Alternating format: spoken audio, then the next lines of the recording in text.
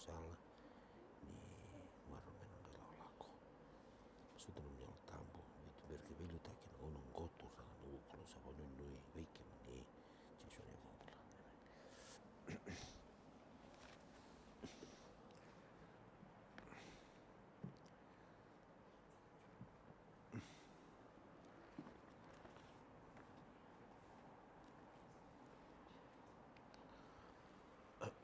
Naka. Happy Sabbath. Happy Sabbath, Wanga family from Inala. Welcome. Tosoni, Millie, Mana, Jojo, and Anna from Springfield. Thank you. I'd like to take this time to welcome the Wanga family. Thank you for always be on time,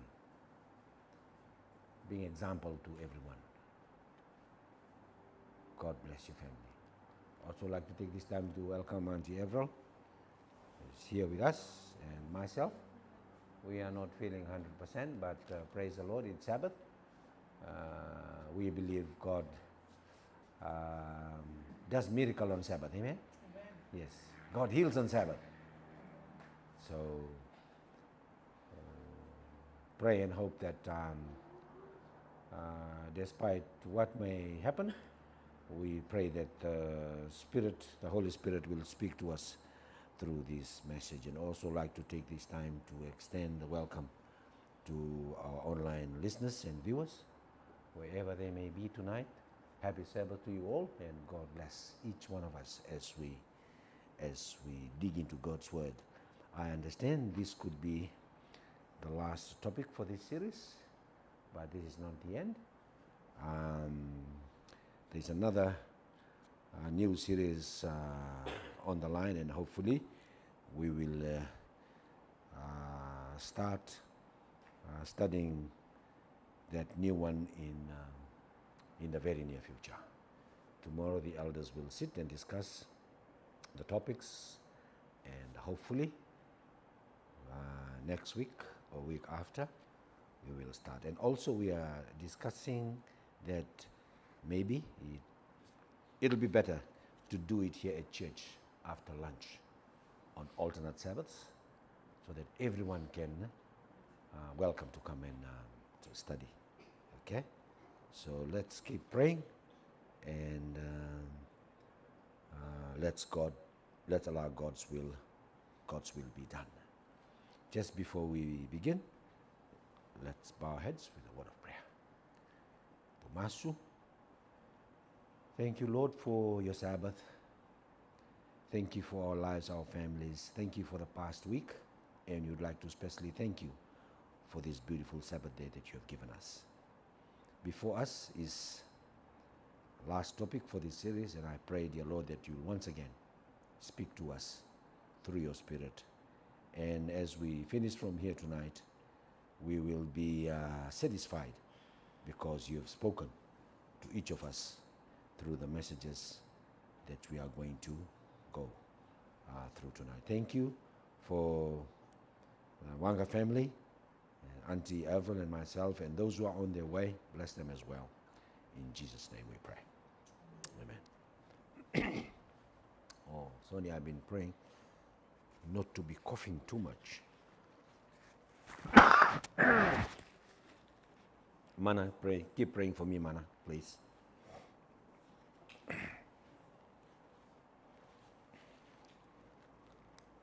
Okay, the secret to success. That word, the success. We all want that, don't we? We want some kind of success. We want to be successful in life. What's the secret? Well, many people have different answers to this in their own different opinion to this statement, the secret to success.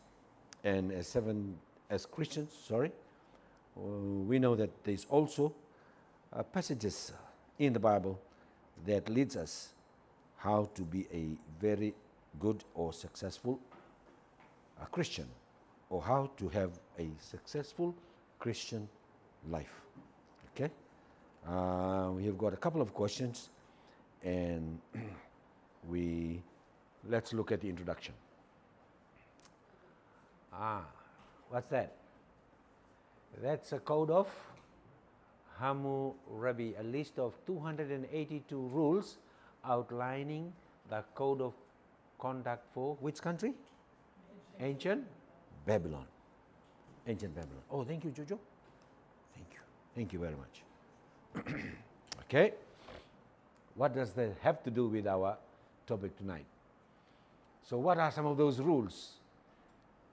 Rule 153 or Law 153 says, if a woman had brought about the death of her husband because of another man, they shall impale that woman on stakes. Woo! Man, that's, yeah, we can't imagine that happening today. That is so cruel. Religious life for the Babylonians revolved around sacrifices and prayers to their gods. Ancient writings demonstrate a feeling of disillusionment among the worshippers. Is this religion working? I try hard all day to serve my God, but what does it really do for me? Many Christians today are like the Babylonians of old. We are wondering if our worship means anything. Don't we sometimes ask ourselves the same question? Is there a secret to success that enables Christians to live a happy and effective Christian life? What do you think? Is there a secret to success that enables Christians to live a happy and effective Christian life? Question number one. What does it mean to be a Christian? Any answer? Before we go into the Bible? What does it mean to be a Christian? To love Jesus? To follow Jesus? Let's look at 1 John 5:12. 1 John 5:12. Let's read it together. 2, 3. He who has the Son has what? Life. He who does not have the Son of God does not have life. Who is the Son? Thank you, Jojo. Jesus, yes. So he who has Jesus has life. And he who does not have Jesus or the Son of God, does he have life? No. So that's the answer to question number one. What does it mean to be a Christian? Being a Christian, to an average person on the street, will tell you that a Christian is someone who does good works. But there's a difference between a Christian, there's a difference between what a Christian is and what a Christian does. Oh, that's big, isn't it? There is a difference between what a Christian is and what a Christian does. If I ask, if this room was full and I ask, hands up, those of you who are Christian, every hand will go up. But if we ask the second question, if we do what a Christian should do, I don't know how many hands will go up. So there's a big difference between who a Christian is and what a Christian does. Okay, question number 2. What's the question, Mana? What is the only true motivation for being a Christian? The only true motivation. You know, if we ask many Christians today, what motivates you to become a Christian? We can come up with many different answers. But what is the key word today is true motivation for being a Christian? Let's look at the answer. 2 Corinthians 5:14, for the love of Christ, what? Compels us. So what is the true motivation for being a Christian? Love for who? Christ. Love for Jesus. The first text, love for the Son of God. If we have that love, genuine, true love for Jesus, then you are on the right path. Then you can call yourself a Christian. A Christian. Some of us are Christian by name. Agree? Yes. Many of us are Christian by name. And that's a bit scary. If we are Christian by name, we should be genuine Christian if we call ourselves Christian. Let's look at question number 3. What's question number 3, Mana? 2, 3. How important is the Holy Spirit in the life of a Christian? So here, this aspect of the Holy Spirit has come in question number 3.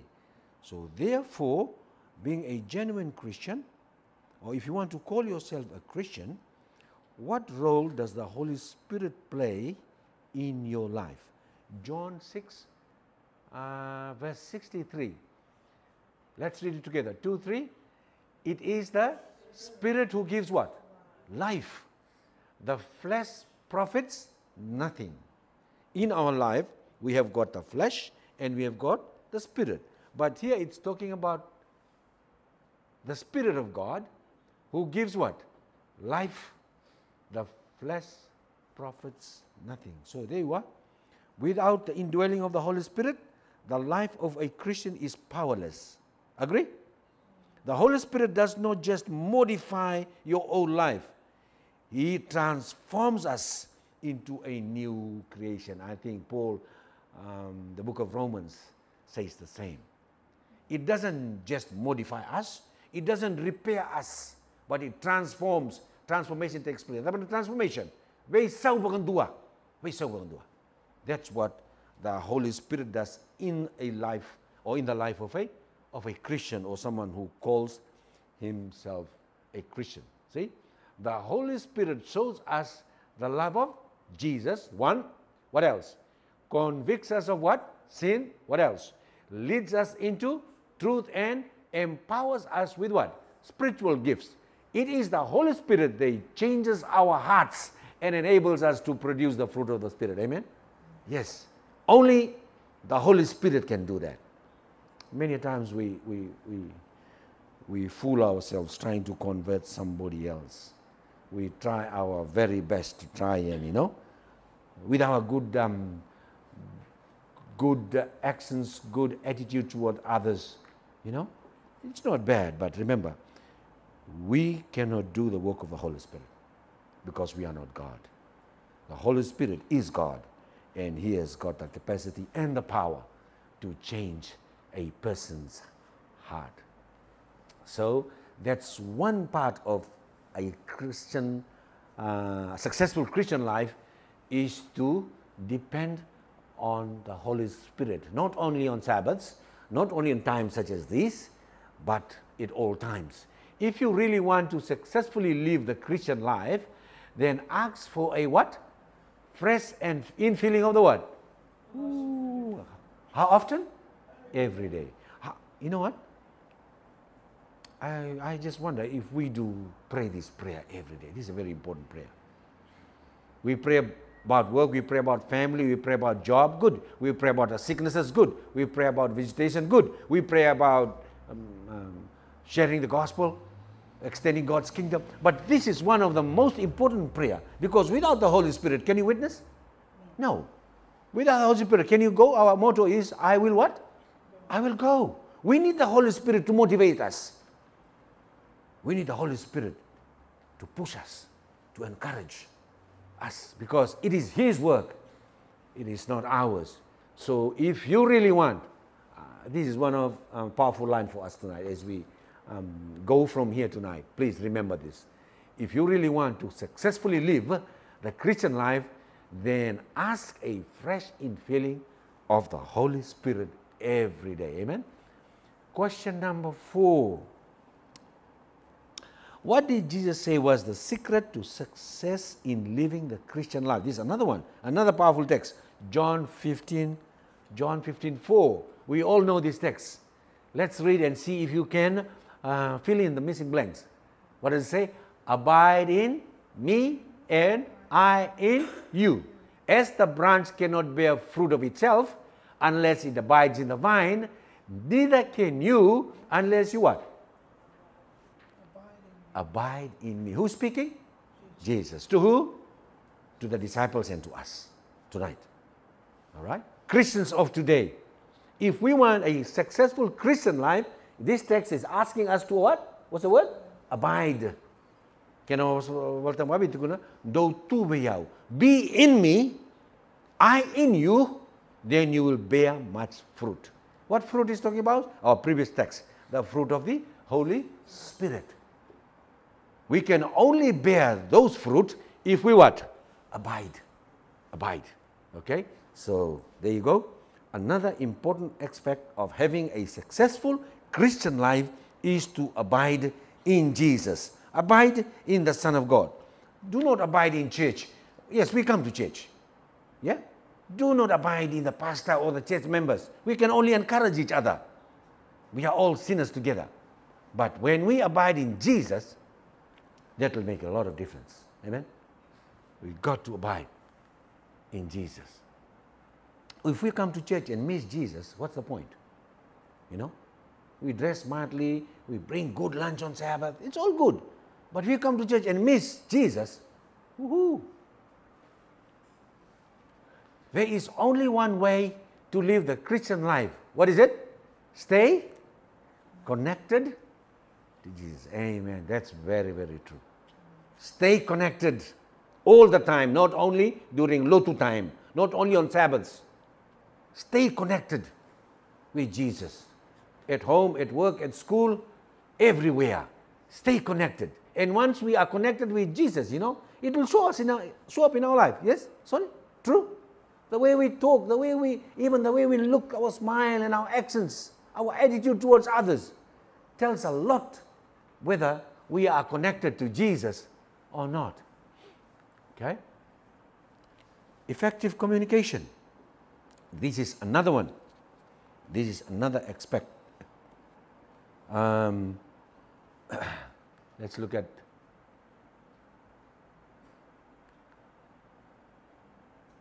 effective communication. When we communicate with Jesus through what? Bible study, God communicates to you, with you. And when you want to communicate back to God, what do? Pray.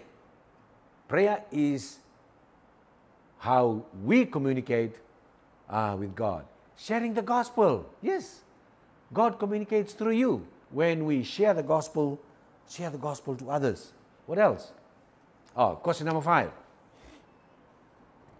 So those are the good aspects of what we ought to be doing when we want a successful Christian life. What are the spiritual benefits of regularly studying the Bible? Do we have any benefits? Regularly studying the Bible? Of course we do. Yes? We cannot see or do not feel the goodness or the fruit of studying the Bible if we are not sincere, if we are not serious about studying God's Word. Because remember, the Bible says that God's Word is what? Is sharper than two-edged sword. Yes. Some texts in the Bible say the Word of God is like fire. It's so powerful, it consumes, you know, it cuts. Romans 10:17, what does it say? So then, faith comes by what? Hearing by the what? Word of God. Remember, hearing by the Word of God. Many times, many things we can hear today. Sometimes we sleep in the night, we still hear stuff. Yeah? Yeah. At the place where we live, you know, close to the highway. 9, 10 o'clock, we still hear that. And early in the morning, we start hearing that. That's the first voice we hear, the sound of vehicles, the sound of our neighbors, you know. But hearing the Word of God is the most important thing I think a Christian should be hearing more often. Okay? The more often you hear, the better and the quicker we can become a better person, transformed by the power of God. People say that the Bible is God's what? Love letter. Yes. The Word of God. Hearing the Word of God. That's God's love letter to each individual. Not only Christian, but everyone. Everyone. Question number 6. What is the most effective way to study and understand the Bible? John 7:17 is a well-known text. If anyone wills, who can guess what's the missing word? If anyone wills to? Yes. So the doing part, okay? Yes, we have heard previous text. The Holy Spirit speaks to us. The Word of God speaks to our minds. We have heard that. And once we heard the Word of God, the instruction given to us, the next step should be what?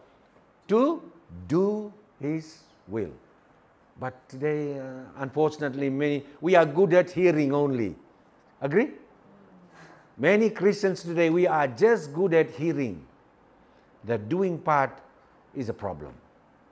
So tonight's study, I hope and I pray that the Holy Spirit will speak to us in order for our relationship and a successful Christian relationship with Jesus to be good.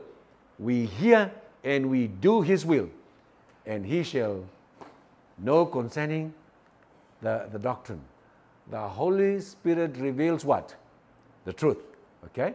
The Holy Spirit reveals the truth. Remember, what is written in the Bible is the work of the Holy Spirit in the hearts of God's people.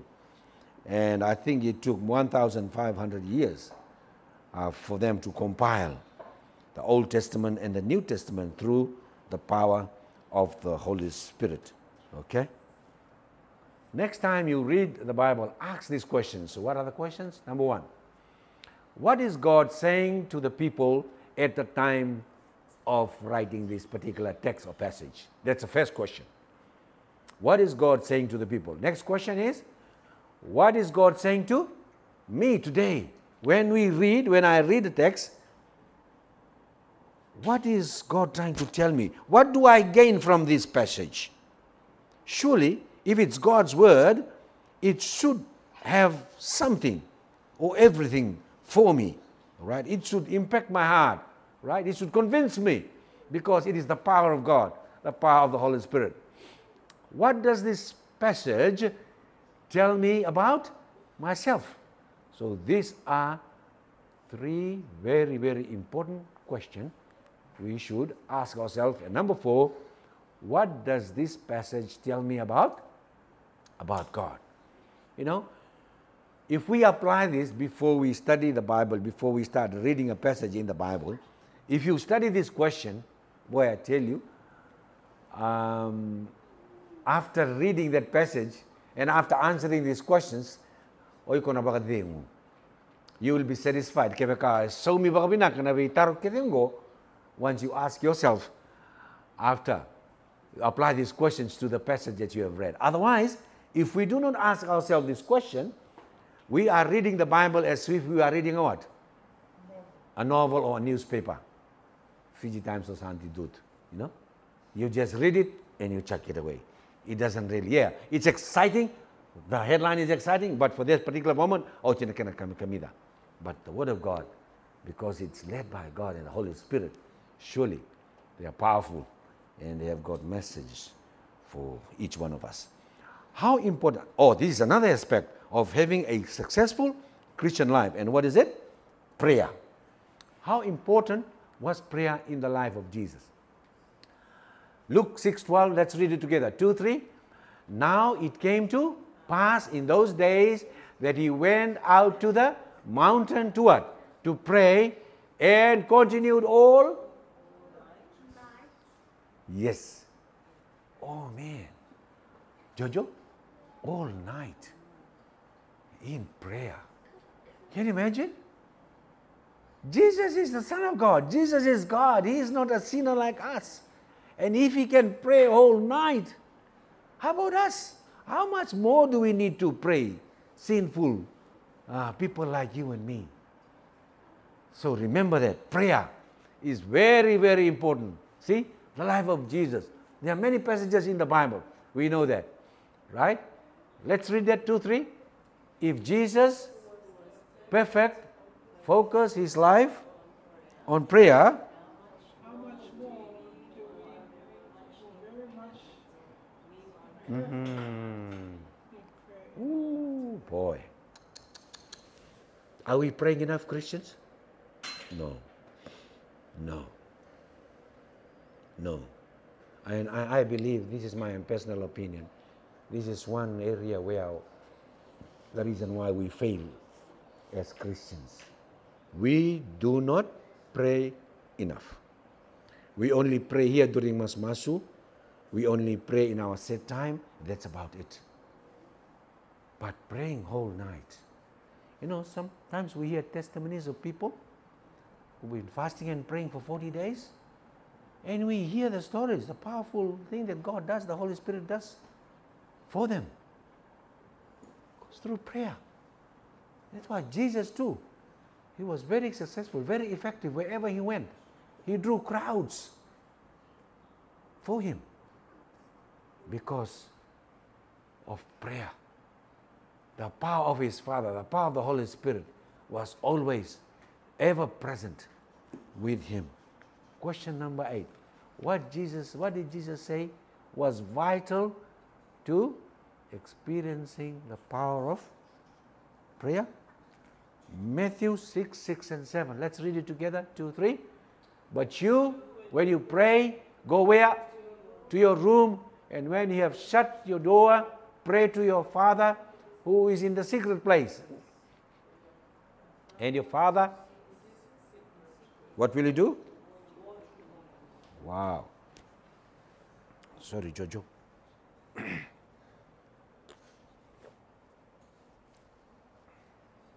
Yeah. Go where when you pray? Do all of us have got a secret praying place in our house? I think we should. I think we should. I really respect our Muslim brothers. Now every airport, they've got a special room for prayer. And I think Christians too, if you want to go and pray, do they have in the airport? Yeah. But how many Christians do pray? Muslims, when they are waiting for their plane and you see the time and they know that the plane is not yet come, they'll go and they'll pray. Wow. We should have, if we want a successful Christian life, prayer. Prayer. And not only praying as normal, but each one of us should have a prayer place, a prayer room. Matthew 6, 6, and when you pray, do not use what? Vain repetitions as, so who does this kind of prayer? Heathens. How do heathens pray? Repeat. Make sure when we pray. Why do you think God, the Bible is trying to remind us here not to repeat? Auntie Eva, what do you think?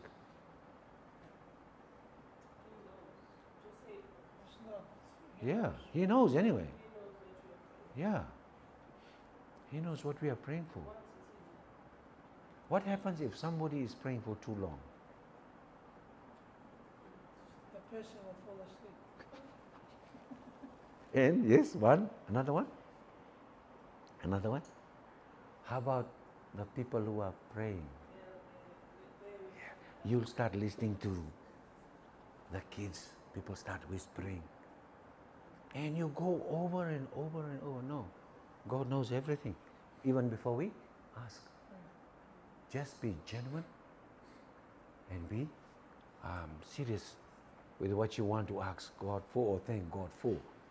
True prayer is not difficult. Just open your heart to God as you would to a friend. You know, the shortest prayer, I think I've already mentioned this a couple of times, I've ever prayed.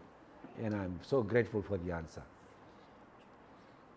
I think it was way back in 2004, Auntie Abra? Boy, the biggest disaster in our life, myself and Sunny. Our four-wheel drive, airborne. I could, recent nakitingu, ni usarita ni sala ko mali walala. The shortest prayer, Lord, please help us. That's it. And we tumbled. Through the grace of God, people found us. Always remind Sunny, boy, remember, God saved you for a purpose. 30 years ago. And sometimes you tend to forget. Yes, prayer, shortest prayer. And sometimes we can pray for long and we seem not to receive the answer. It's okay. Maybe that's the answer. Don't panic. Question number 9. Why is sharing the gospel an important aspect of the Christian? This is where many of us Christians fail. We just think we come to church, we fellowship, we read the Word of God, we pray, we share with one another, we love one another. That's it. We miss this. Dona ka levu, bukena nonda mbula nonda lotu, merauni nda tamata lotu, leo ni lotu nganga. And everything go is sharing the what? The gospel. Sharing the gospel.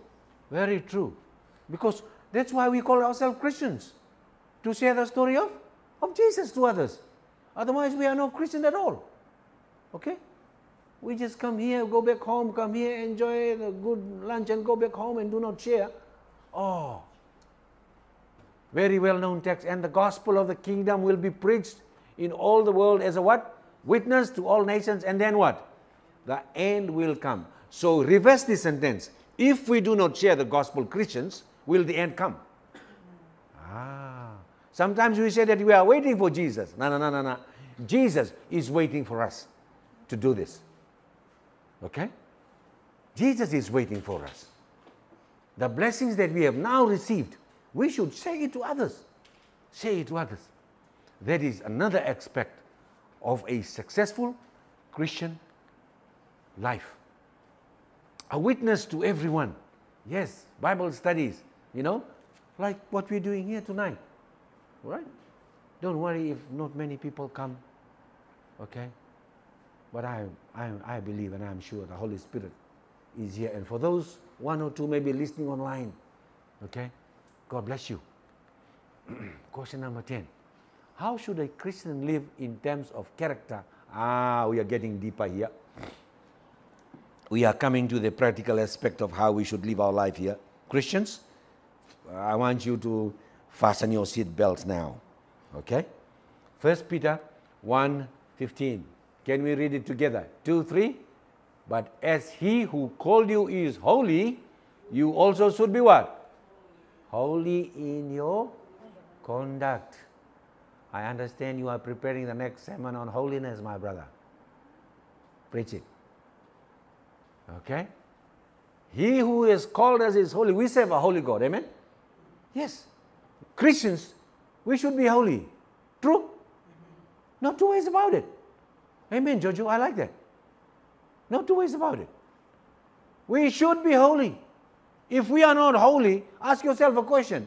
Which Jesus are you serving? The Jesus we serve, the Jesus of the Word, the Jesus of the Bible is holy. We know that. Christians who follow this Jesus, they ought to be holy as well. What spiritual advice did Paul give to the Christians in Rome? This is the text I was telling you, and also this was the text we shared at opening Sabbath this afternoon. A very powerful text. Let's read it together. Christians, let's read together. Do not be conformed to this world, but be what? Transformed by the renewing of your mind, that you may prove what is that good and acceptable and perfect will of God. Woohoo! If you want to know the will of God, what we should do? Do not be conformed to this world. First step. And this transformation takes place where? In our mind.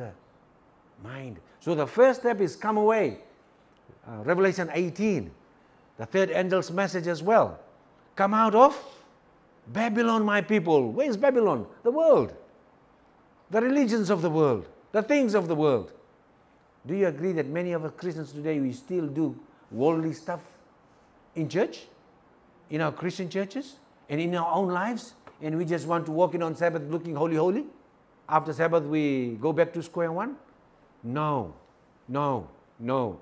Do not be conformed to this world. The Bible is reminding us tonight. Who is this gentleman here? Just by the look at the picture? What did he say? We are called to be people of conviction, not conformity, of moral nobility, not social respectability.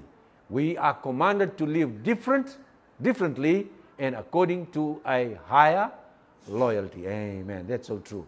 That's so very powerful.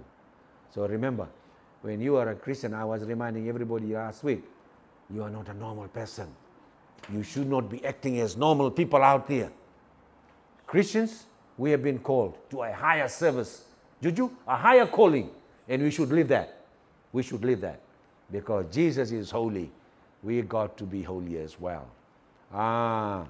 That's not a very nice picture. What is the gentleman trying to prove here? What specific aspects of the world should the Christian avoid? Oh, now I understand. What is he trying to do here? Drinking alcohol and maybe smoking? You know it. You know it. It's present right now at this very age, very time. Click of a button in the video and they pop up. On your phone and they pop up. Okay? The kind of lifestyle and the worldly life that now the world is ripe in, unfortunately, many of us Christians are being pulled and dragged and tempted into it. The Bible is saying to us, do not love the world or the things of the world. For all that is in the world, the lust of the flesh, lust of the eyes, and the pride of life is not of the Father, but is of the world. Do many of us Christians fall into this? Yes. Do we live this? Oh, so sad. So sad. Do not be conformed into the world, remember our previous text, but be transformed by the renewing of your mind. Okay? The lust of the flesh, the lust of the eyes, and the pride of life is not of the Father, but is of the world. The secular influences of the world often revolve around sex, money, and power. And they're not ashamed, they advertise it. And that's how the world is today. That's how the sick world is today. And we, as Christians, have a great responsibility, a bigger task, especially in these last days, to live a holy, a Christian, Christ-like life, so that we may be able to witness to others as well. Question number 13. What sort of things should occupy the minds of Christians? Philippians 4:8, a very well-known passage. Let's read this. 2, 3. Finally, brethren, whatever things are what? True. Whatever things are what? Noble. Whatever things are what? Just. Whatever things are what? Pure. Whatever things are lovely. Can anybody finish off the line at the bottom? Dwell on these things. Don't go into ubakananuma na bikanggo. These are the holy things. These are the good, the pure, positive things that we should engage our thoughts, our attention, our lives in, and not the things of the world. What sort of things should occupy the minds? Oh, that's the one. Whatever things are good, report. If there is any virtue and if there is anything praiseworthy, what? Meditate on these things. But how often do we do this as Christians? How often do we do this? As I said, the previous text that reminded us, we should daily pray for the infilling of the what? Holy Spirit in our lives. Then only we can have a life such as this. You may not be what you think you are, but what you think you are. You may not be what you think you are, but what you think. True? That's true, eh? What sort of Christians receive the grace of God? This is a very powerful one. Do you think everybody receives the grace of God? What sort of Christians receive the grace of God? Let's look at James chapter 4, verse 6. But he gives how much grace? More grace. Therefore he says, God resists the proud, but gives grace to the humble. So there you go. If you are full of pride, if you are a very proud person, would you be able to receive the grace of God? No.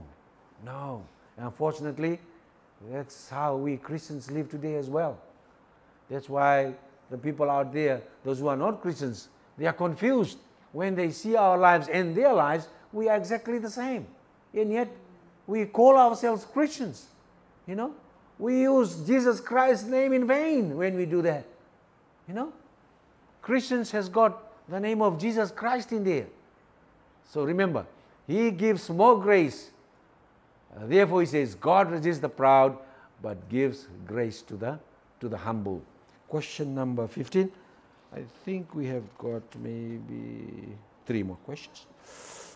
What are the biblical principles for financial management? Why has this text come up? Because remember, our topic is the secret to success. Okay?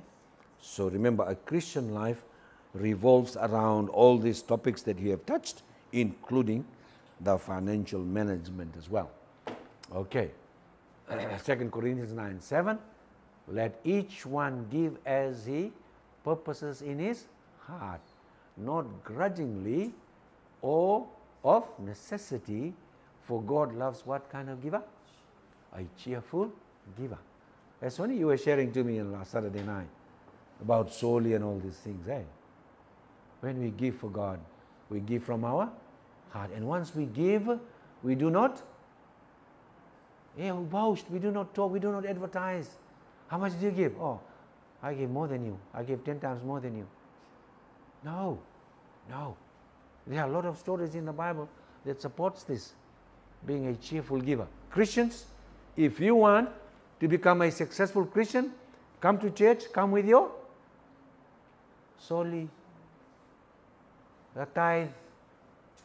And in that way you'll understand, why am I doing this? Because I love this God, right? I'm supporting His work, His ministry.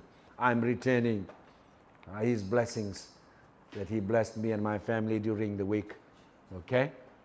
So to be a successful Christian life, finance is also plays a very, very important role. Will a man rob God? This is a very powerful text found in Micah 3:8. Duli sambuto ko na kalo? Will a man rob God? Yet you have robbed me. But you say, in what way have we robbed you, Lord? In what? Tithes and offerings. Yeah, I remember that story. You know, some stories, some experiences will be with you for the rest of your life. As I said, I used to help the elders when I first started my job in the church in Lambasa to make the roster for people masu-masu, helping the preacher, tirara and all that.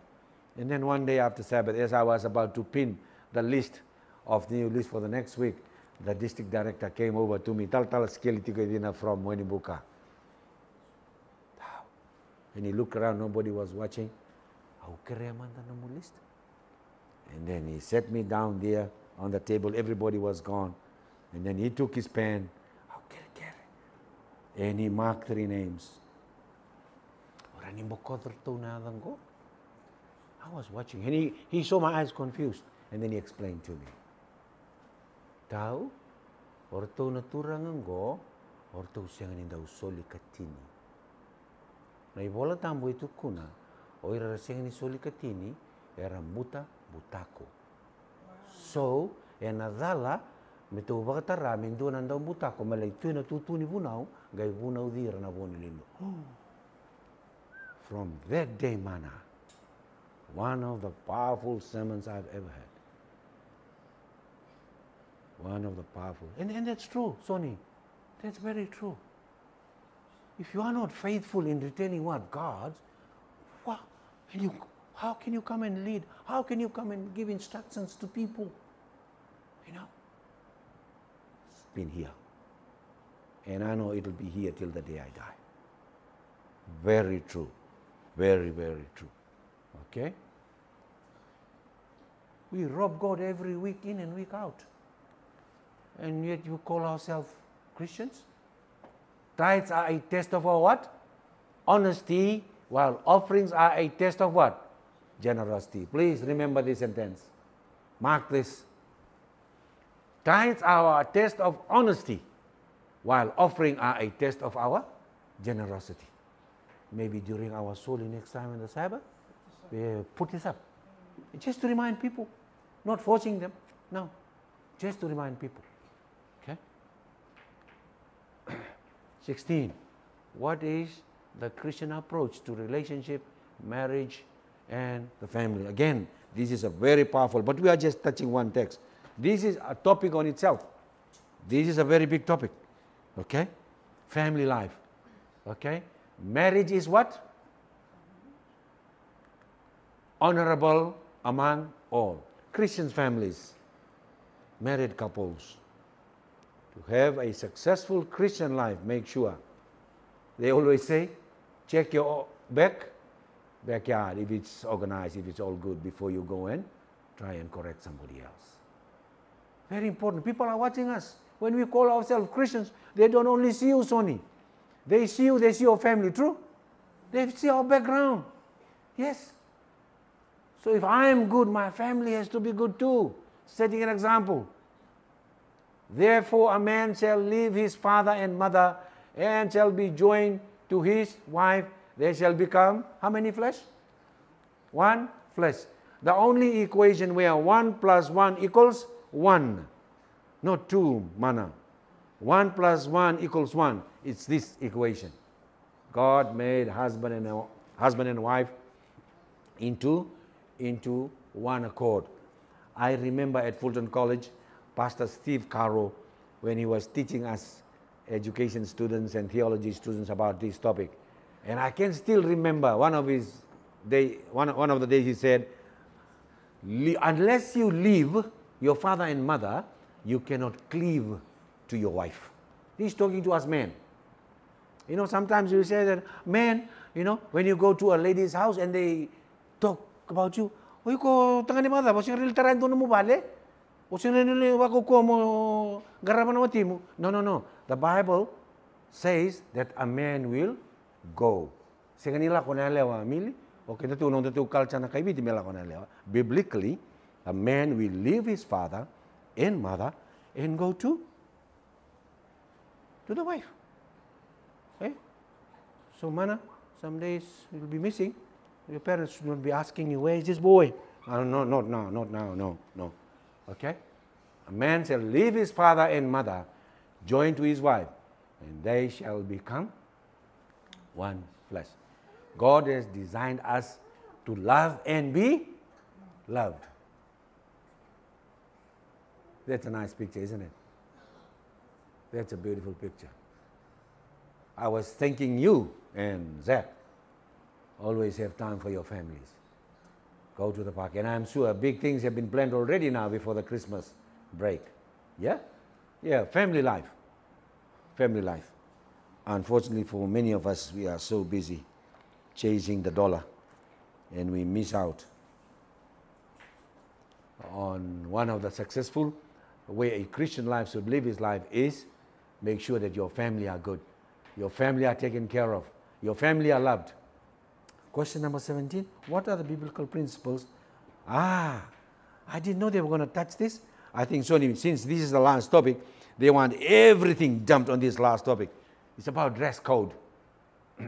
In like manner also, that the women adorn themselves in modest apparel, with propriety and moderation. Not with what? Braided hair, or gold, or pearls, or costly clothing, but with what? Good works. We know this as Seventh-day Adventist Christians. We know this. We should dress differently from the way the world dresses itself. And this is our code. This is biblical. Paul speaking to Timothy to share this into the church. Yes? Not only to the women, but to the men as well. I think, yeah, many of us men are wanting to put all those things too. It's sad, but it's true. I will punish her for the days of the Baals to which she burned incense, okay? She decked herself with what? With her earrings and jewelry, and went after her lovers. But me, she forgot, says the Lord. Look at that. Look at that. When it's talking about women in the Bible, it's talking about who? The church. This is talking about God's church. They forgot the biblical teaching that God had taught them, and they went into the world loaded with earrings and jewelry. You remember when the Egyptians left Egypt, it was not only the Israelites that came back to the promised land, manna. They were followed, and they came together with what? Yes, and those group of people were called the mixed multitude. And this mixed multitude, for 40 years, this is what they brought to the camp of God's people. You see? The influences, the dress code, the lifestyle and all that. Do you think it's present in God's church today? Yes, it does. Be careful. If you want to call yourself a good Christian, okay, you should come away. Avoid and speak it staunchly, because it is not Christian. It is not right. If other denominations are doing it, God's church should be clean. It's a pure church, amen? Yes.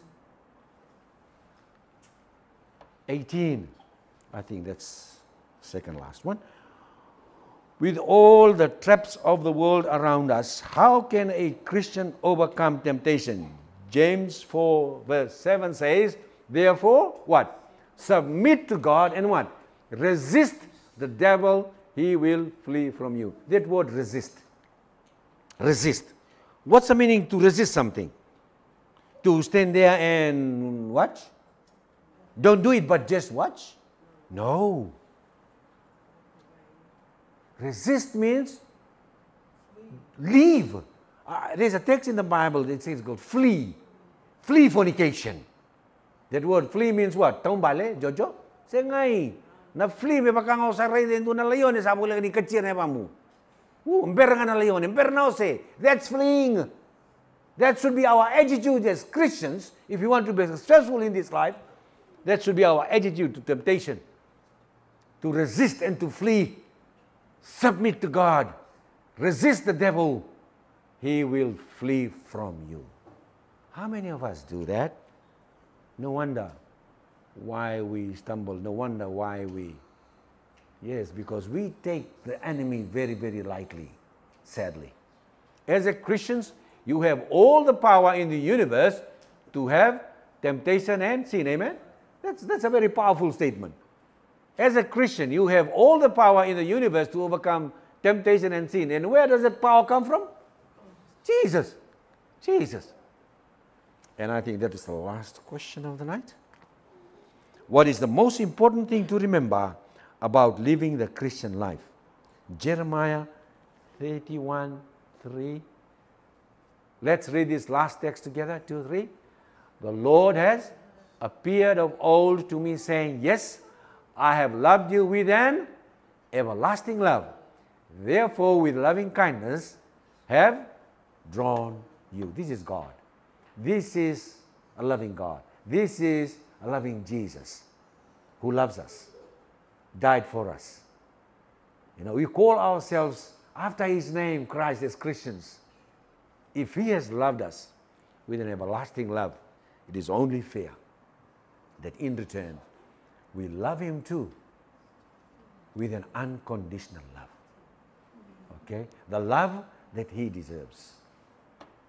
And that love will cover all the aspects of obedience of the topic that we studied tonight. 3 points to remember. Number 1, the only way to live the Christian life is to stay connected to Jesus. Amen? Number 2, Jojo, can you read it? The keys to Christian growth are what? Bible study, prayer, and what? Sharing the gospel. God loves you with an